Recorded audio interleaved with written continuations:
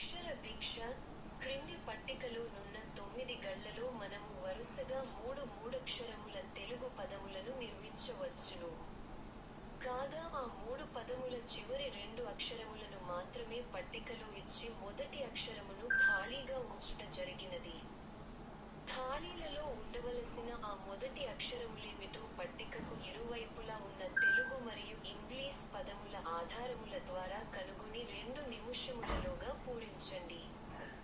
ఒకవేళ 2 నిముషములలోగా మీరు పూరించలేని ఎడల అటుపై మేము పూరించి సమస్యను పరిష్కరించగలము.